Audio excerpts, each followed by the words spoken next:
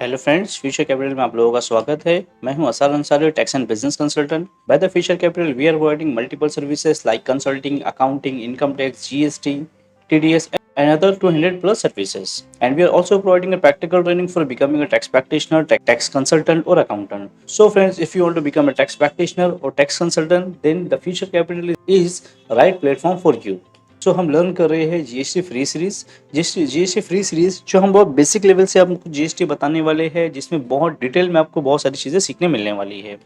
So friends, अगर हम बात करें इंडिया के जो टैक्स का स्ट्रक्चर है वो किस तरीके से है। सो आपको पता होगा इंडिया में दो टाइप के टैक्सेस है, एक है डायरेक्ट टैक्स और दूसरा है इनडायरेक्ट टैक्स। अगर डायरेक्ट टैक्स की हम बात करें तो डायरेक्ट टैक्स जो लेविड होता है, मतलब एप्लीकेबल होता है, वो किसी न किसी पर्सन के ऊपर होता है। बट इनडायरेक्ट टैक्सेस जो होते हैं वो एप्लीकेबल होते हैं या तो गुड्स के ऊपर या सर्विसेज के ऊपर या बोथ के ऊपर, यानी गुड्स और सर्विसेज दोनों के ऊपर। सो अगर हम बात करें डायरेक्ट टैक्सेस की, डायरेक्ट टैक्स में आता है एक हमारा इनकम टैक्स, ठीक है, जिसकी सीरीज हम ऑलरेडी साथ में हमारी चल रही है। और अगर हम इनडायरेक्ट टैक्सेस की बात करें तो इंडिया में बहुत सारे इनडायरेक्ट टैक्सेस है, लाइक जीएसटी, जिसके बारे में हम जिसकी सीरीज हमने शुरू किया है। इसके अलावा कस्टम है और ढेर सारे मिसलेनियस टैक्सेस है, लाइक मोटर व्हीकल टैक्स है, इलेक्ट्रिसिटी ड्यूटी है, स्टैम्प ड्यूटी है, प्रोफेशनल टैक्स है। इसके अलावा भी बहुत सारे टैक्सेस है जो कि एक इनडायरेक्ट टैक्सेस है इंडिया में।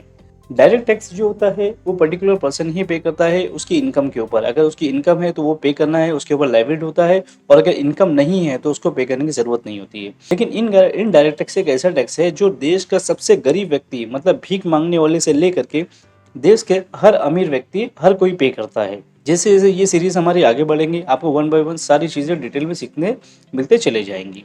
सो अगर हम बात करें कि बेसिक कॉन्सेप्ट ऑफ जीएसटी हम लोग क्या क्या सीखने वाले हैं, सो फ्रेंड्स मैं आपको बताता चलूँ कि हम सबसे पहले शुरू करेंगे जेनेसिस ऑफ जीएसटी। उसके बाद में हम लोग देखेंगे इसके अंदर कितने कानून है, मतलब नंबर ऑफ लेजिस्लेशन। जीएसटी में तो आपको पता होगा कि जो भी डेफिनेशन लोग पढ़ते हैं वो जीएसटी एक्ट से पढ़ते हैं, लेकिन जीएसटी एक्ट का मतलब क्या, हम लोग जो डेफिनेशन सीखने वाले हैं वो सीजीएसटी एक्ट के थ्रू सीखने वाले हैं। लेकिन आपको पता होगा कि एसजीएसटी एक्ट अलग है, आईजीएसटी एक्ट भी है, महाराष्ट्र का महाराष्ट्र सीजीएसटी एक्ट अलग है। इसी तरीके से अगर यूपी है तो यूपी का GST UP goods and service tax अलग बनाया हुआ है, केरला है तो केरला का गुड्स एंड सर्विस टैक्स अलग बनाया हुआ है।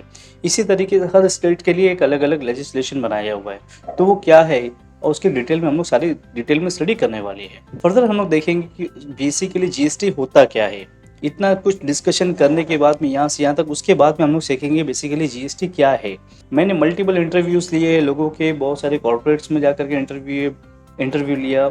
जब भी मैं लोगों से पूछता हूँ what you know about the GST, the people से गुड्स एंड सर्विस टैक्स, इसके आगे वो लोग कुछ बोल ही नहीं पाते हैं।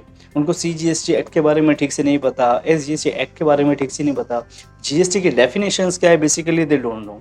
सो ये सीरीज देखने के बाद में आपके साथ में ऐसा बिल्कुल भी नहीं होगा। फर्दर हम लोग सीखेंगे multiple definition which is very important in GST, क्योंकि आप जीएसटी अगर सीख रहे हैं तो you must know what exactly the definition of goods and what is the definition of services. दोनों को गवर्नमेंट ने किस तरीके से अलग अलग किया हुआ है।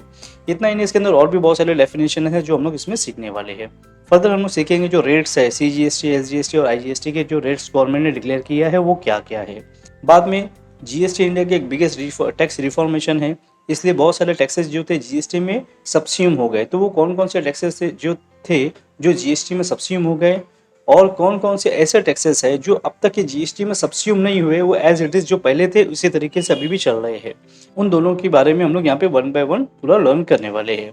फर्दर मैं आपको बताऊंगा इस सीरीज में जो जीएसटी कॉम्पेंसेशन सेस के बारे में।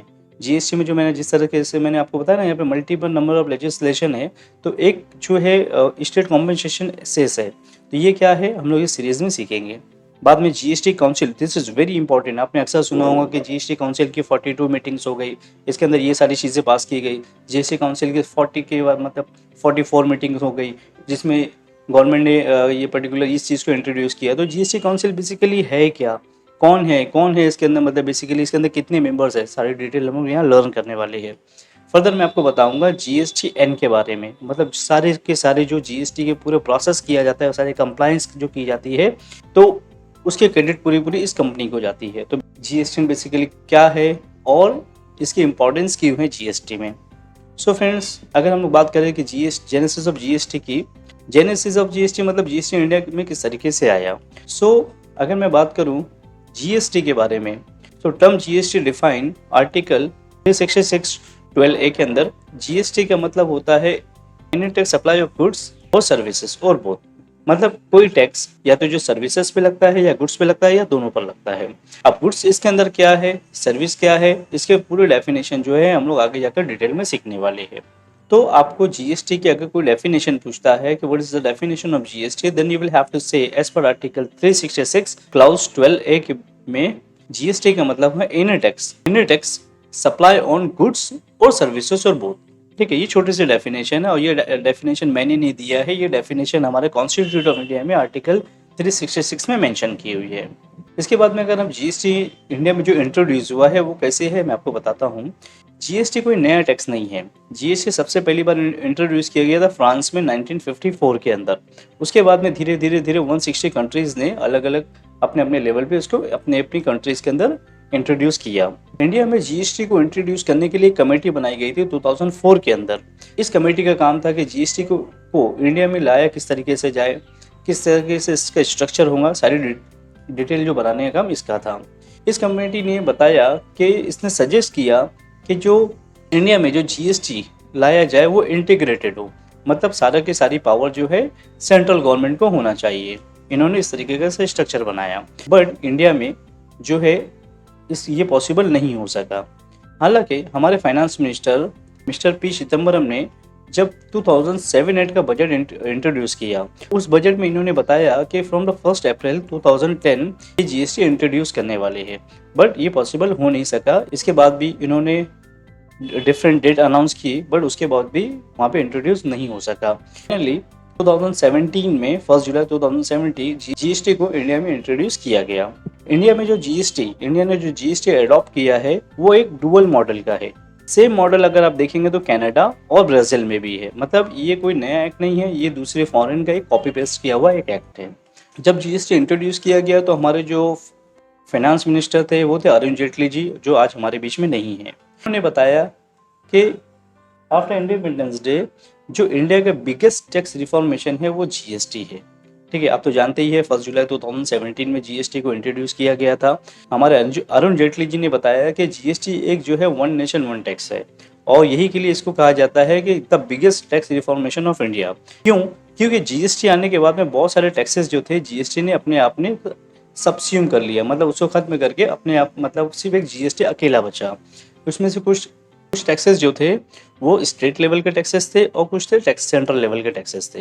इतना ही नहीं, जीएसटी आने के बाद में वन नेशन वन टैक्स तो है जीएसटी, लेकिन उसके बाद भी बहुत सारे टैक्सेस अभी भी जो है इंडिया में एज इट इज है, जीएसटी में अब तक वो सबस्यूम नहीं हो पाए हैं। वो कौन कौन से है? तो उसमें से कुछ टैक्सेस जो है स्टेट लेवल के हैं। हम लोग इस सीरीज में सीखने वाले हैं कि वो कौन कौन से टैक्सेस है। इतना ही नहीं, हम ये भी सीखेंगे तो सेंट्रल लेवल के कौन कौन से टैक्सेस है जो अब तक के जीएसटी में सबस्यूम नहीं हुए हैं। तो फ्रेंड्स, आई होप आपको इस जीएसटी की जो जेनेसिस है, बेसिकली इंडिया में जीएसटी कैसे आया, आपको ठीक से समझ में आया होगा। सो आई होप जो बेसिकली मैं इसमें आपको जो समझाना चाहता था आपको समझ में आया होगा। इनकेस अगर आपको कोई भी क्यूरी है तो आप मुझसे कमेंट बॉक्स में पूछ सकते हो, मैं आपको डेफिनेटली उसको रिवर्ट करूंगा।